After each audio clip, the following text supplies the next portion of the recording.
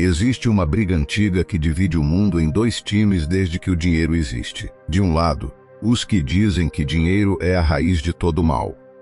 Do outro, os que dizem que dinheiro é a solução de todos os problemas.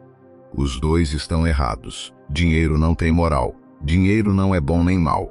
Dinheiro é um amplificador. Pensa num microfone. Se você canta bem, o microfone potencializa a sua voz e o público inteiro escuta a beleza. Se você canta mal, o microfone potencializa o desastre. O microfone não cria talento, nem cria vergonha. Ele só aumenta o volume do que já está ali. O dinheiro faz exatamente a mesma coisa com o seu caráter. Se você é generoso, dinheiro te torna absurdamente generoso. Se você é inseguro, dinheiro compra máscaras cada vez mais caras para esconder a mesma insegurança de sempre. A Lei Six, a lei do amplificador, tem uma implicação que muda tudo. A pessoa que ficou arrogante com dinheiro já era arrogante, só não tinha palco. A que ficou generosa já era generosa, só não tinha recursos. Ela apenas torna visível o que já existia. Ela apenas torna visível o que já existia. Sêneca era um dos homens mais ricos de Roma e ao mesmo tempo escrevia que a riqueza não era nem boa nem má. Ele ensinava: o sábio não se julga indigno dos presentes da fortuna. Ele não ama as riquezas, mas as prefere. Não as admite no seu coração, mas na sua casa. Essa distinção é cirúrgica. Prefira a riqueza, trabalhe por ela, mas nunca permita que ela entre no seu coração e comece a ditar quem você é. Porque no instante em que o seu humor sobe e desce junto com o saldo da conta, a ferramenta virou o mestre. Lei 7. A lei do navio quebrado. Essa lei existe para um dia específico. O dia em que a conta estiver no vermelho, o dia em que o negócio falir, o dia em que o golpe levar suas economias, o dia em que a demissão chegar sem aviso. É o dia que todo mundo reza para nunca viver, mas que uma hora chega para quase todo mundo. Zenão de Cítio era um comerciante fenício, um homem de negócios. Não era filósofo, não era monge, era um cara que vivia de comprar e vender mercadorias em navios que atravessavam o Mediterrâneo. Ele construiu uma fortuna considerável nesse comércio. Até que um dia, o navio que carregava toda a sua riqueza naufragou. Toda.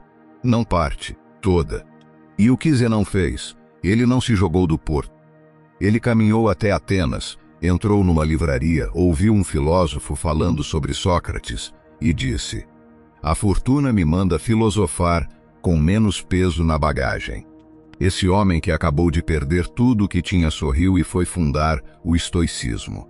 A escola de pensamento inteira que estamos discutindo nasceu de um naufrágio financeiro. Se o navio de Zenão não tivesse afundado, você não estaria ouvindo isso agora. A maioria das pessoas amarra a identidade ao... Eu sou o cara do apartamento no Leblon. Eu sou a dona da loja. E quando o patrimônio vai embora, a identidade vai junto. A pessoa olha no espelho e não reconhece quem está ali. Perde o chão, perde a confiança, perde a vontade porque construiu a vida inteira em cima de areia financeira em vez de rocha de caráter. Quem sobrevive à perda financeira sem quebrar por dentro é quem construiu uma identidade que não depende do saldo. Me conta aqui nos comentários o que sobra de quem você é quando os objetos e os títulos vão embora. Uma linha é suficiente. Eu leio cada comentário. Lei 8. A lei da subtração.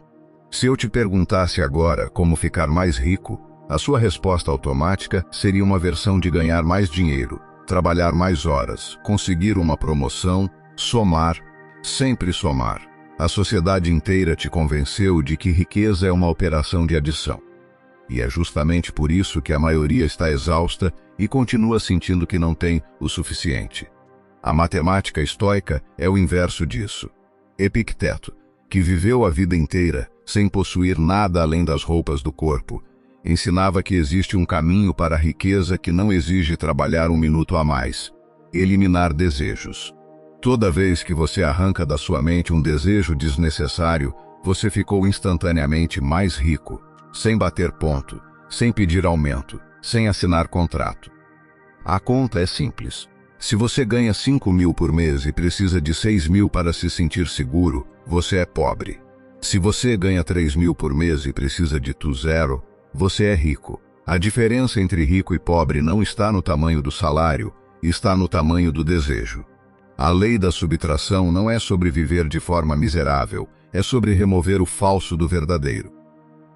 É sobre olhar para a sua lista de necessidades e perceber que metade foi plantada ali por propaganda, por pressão social ou por hábito de consumo que você nem questiona mais. O delivery 3 vezes por semana que virou rotina sem você decidir. A assinatura do streaming que você nem lembra que tem. O celular do ano que faz exatamente a mesma coisa que o anterior. Lei 9. A lei da raiz e do fruto. Quanto tempo da sua semana você gasta olhando para números, checando o saldo no aplicativo do banco no ônibus, conferindo o rendimento dos investimentos antes de dormir? E depois de olhar, como você se sente? Melhor ou pior? A maioria fica pior porque o número nunca é suficiente, ou porque ele oscila, ou porque ele lembra o quanto falta para chegar onde deveria estar. Essa ansiedade crônica pelo resultado financeiro faz algo traiçoeiro. Rouba a energia que deveria estar sendo investida na única coisa que de fato gera dinheiro, que é a excelência no trabalho. É como a árvore que ficasse tão obcecada em acompanhar o crescimento dos próprios frutos que parasse de enfiar a raiz na terra. A macieira não vive correndo atrás da maçã. Ela gasta toda a sua energia no escuro debaixo do solo, aprofundando as raízes, fortalecendo o tronco, absorvendo água. A maçã aparece como consequência natural do que ela é, não do que ela persegue. Marco Aurélio governou um império inteiro, e acreditava que a verdadeira medida de um homem não estava nos resultados que ele colhia, mas na qualidade de cada decisão tomada naquele dia. O imperador mais poderoso do planeta não ficava obcecado com os cofres de Roma. Ficava obcecado em fazer bem o trabalho que tinha diante de si, e os cofres se enchiam como consequência. Quem foca obsessivamente no dinheiro destrói a habilidade que o gera. Quem foca obsessivamente em ser excelente no que faz, atrai o dinheiro sem precisar caçá-lo. A escassez de habilidade gera abundância de oportunidade, sempre. Lei 10. A lei da riqueza intocável. Qual é o seu valor real quando o saldo é zero? Não o valor que o mercado dá para o seu trabalho, não o número na conta. O seu valor real. O que sobra quando as coisas materiais vão embora. O que nenhum banco, nenhum patrão, nenhuma crise pode confiscar. A escravidão financeira discutida nessas 10 leis não acaba quando você fica mais rico. Ela acaba quando você descobre que o seu patrimônio mais valioso não está em nenhuma conta bancária, está em quem você é quando não tem nada. Epicteto sabia disso melhor do que qualquer pessoa que já pisou nesse planeta. Ele foi escravo e a única coisa que possuía era a mente. E dessa posse única e intocável, ele construiu uma filosofia que guiou imperadores, generais e 2000 anos depois, está guiando você agora.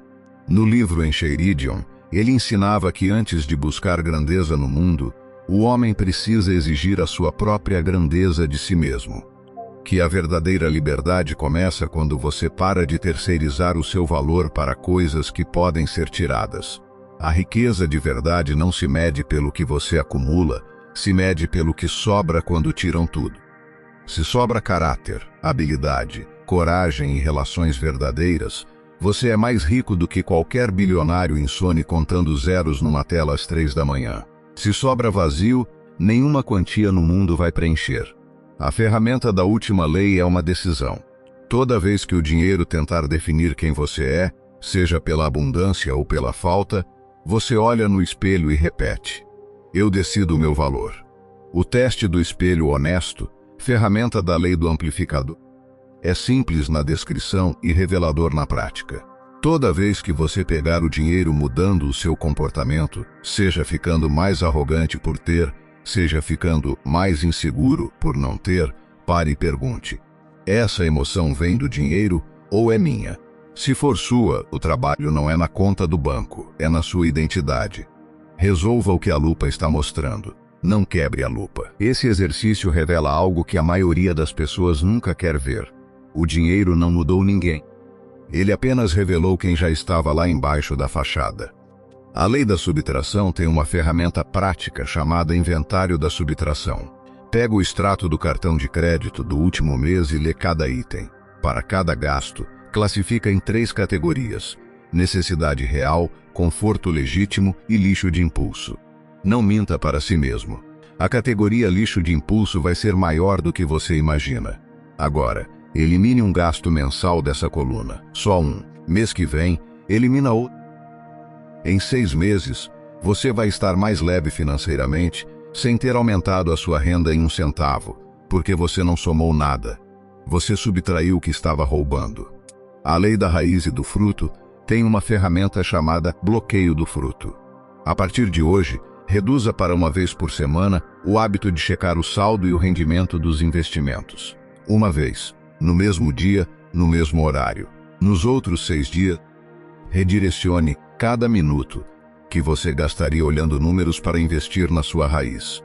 Estudar uma habilidade nova, aprofundar a que você já tem, entregar um trabalho melhor do que o esperado. Quem resolve problemas difíceis com competência rara é sempre bem pago. A escassez de habilidade gera abundância de oportunidade. A maçã aparece quando a raiz é profunda o suficiente. Quando Sêneca e Marco Aurélio escreviam sobre riqueza, não estavam falando para pessoas que nunca tiveram dinheiro ou poder. Estavam falando enquanto administravam fortunas e governavam impérios. Essa é a credencial que torna as 10 leis ainda mais relevantes.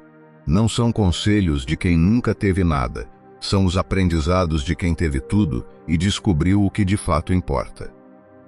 Sêneca, com bilhões em patrimônio, se forçava a simular pobreza. Marco Aurélio, como imperador mais poderoso do mundo, se preocupava com a qualidade das suas próprias decisões, não com os cofres de Roma.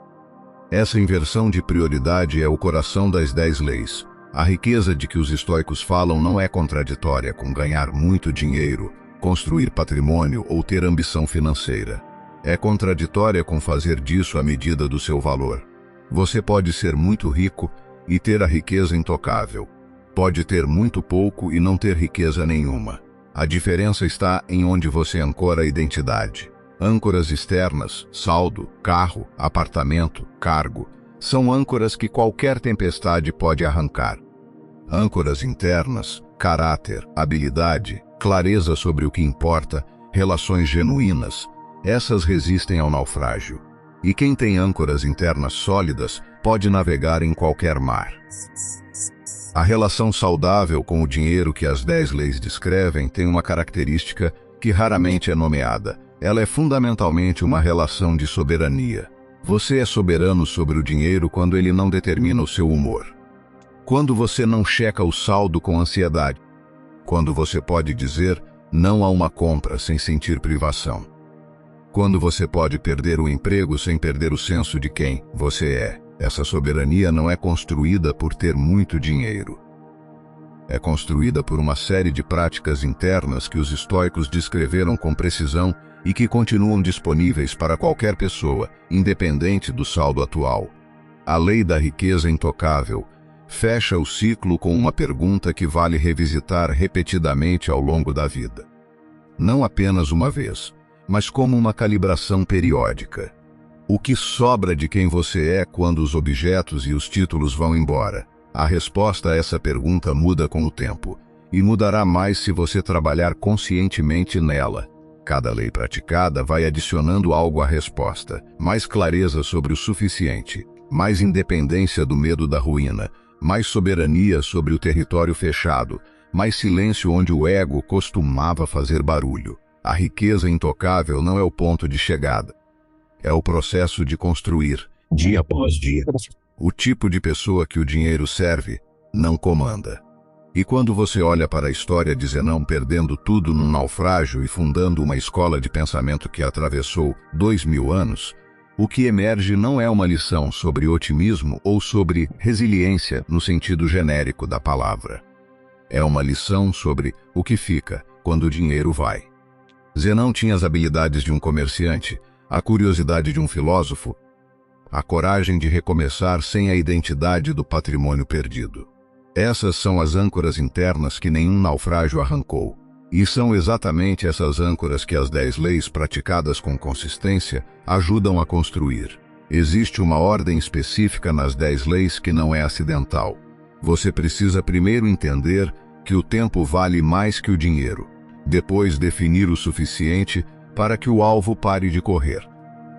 Depois enfrentar o medo da ruína para que ele não domine as decisões. Depois fechar o território para proteger a energia. Depois silenciar o ego para parar de sangrar o caixa. Só então você está pronto para a segunda metade. Ver o dinheiro como amplificador neutro, sobreviver ao naufrágio com identidade intacta, enriquecer subtraindo em vez de somando, focar na raiz em vez de no fruto. E finalmente descobrir o que sobra quando tiram tudo. Essa sequência é um sistema completo, não 10 dicas isoladas. Sêneca encerrou uma carta a Lucílio com uma frase que resume tudo. Não é o homem que tem muito pouco, mas o homem que deseja mais, que é pobre. Essa frase tem 2000 anos. E continua descrevendo a situação financeira de uma parcela enorme da população moderna com mais precisão do que qualquer análise econômica. Porque o problema não é macroeconômico, é microemocional. Está na relação que cada pessoa tem com o próprio desejo, com o próprio medo, com a própria identidade. E é exatamente aí que as 10 leis trabalham. Essas 10 leis não prometem que você vai enriquecer, prometem algo mais raro e mais valioso, que você pode parar de ser escravo financeiro independente do saldo que tem hoje. Essa liberdade começa com uma pergunta honesta e termina com uma prática diária. A pergunta: você usa o dinheiro ou o dinheiro usa você? A prática: um gesto por dia em direção à resposta que você quer dar a essa pergunta daqui a um ano. A lei da raiz e do fruto tem uma implicação específica para a ansiedade financeira que afeta a maioria das pessoas. Quando você checa o saldo compulsivamente, o que você está fazendo é monitorar o fruto em vez de cuidar da raiz. E a ansiedade que essa checagem gera não produz nenhum resultado positivo, apenas drena a energia que deveria ir para o trabalho que gera o fruto. A prática de checar o saldo apenas uma vez por semana não é passividade. É uma redistribuição estratégica de atenção de onde não produz resultado para onde produz. A dicotomia do controle que Epicteto ensinou tem uma aplicação direta nas finanças que vale nomear com clareza. Você não controla a inflação, o câmbio, as taxas de juros, a decisão do Banco Central, o ciclo econômico, as oscilações do mercado. Você controla sua taxa de consumo, o seu nível de habilidade, a qualidade do trabalho que entrega, as decisões de gasto que toma cada dia, a velocidade com que aprende e se adapta. Concentrar energia no segundo grupo e aceitar o primeiro grupo não é passividade. É a inteligência estratégica mais eficiente que existe. A riqueza intocável não é abstrata. É composta de elementos concretos e desenvolvíveis. Há habilidades específicas que resolvem problemas que as pessoas pagam para resolver. Reputações que geram oportunidade, reputação de integridade e competência, saúde que sustenta a capacidade de trabalhar, clareza sobre o que genuinamente importa. Cada um desses elementos pode ser construído agora, independente do saldo atual, e cada um deles contribui para a identidade que não desmorona quando o saldo vai embora. Essas 10 leis têm um efeito colateral que raramente é mencionado. Quando você para de ser escravo financeiro, você para de tomar decisões de vida em função do medo de perder ou da necessidade de parecer bem-sucedido. E quando essas pressões saem do processo de decisão, as decisões mudam de qualidade. Você escolhe trabalhos por afinidade e não por status. Você investe em experiências que genuinamente importam e não em objetos que impressionam. Você mantém relações por conexão genuína e não por utilidade de imagem. Essa mudança na qualidade das decisões ao longo do tempo produz uma vida que parece completamente diferente de fora e se sente completamente diferente por dentro. A pergunta final que essas 10 leis propõem é também a mais urgente.